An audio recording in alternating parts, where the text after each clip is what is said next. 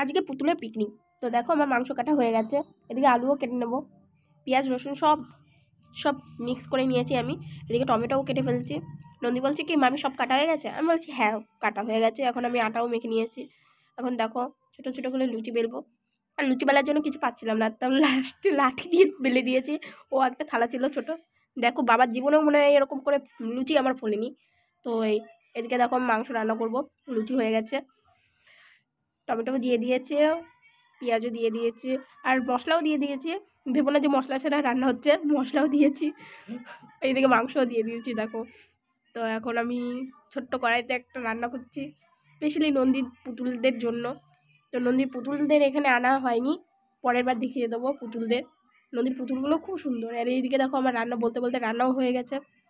রান্না হয়ে যাওয়ার পরে কি বলবো, দেখো ছোট জিনিস, ছোট ছোট জিনিস দেখতে সবারই ভালো লাগে। তো এদিকে আমি এখন পরিবেশন করব, বাট কাকে দেবো আমি দেখাচ্ছি, খেয়ে কি বলে দেখো।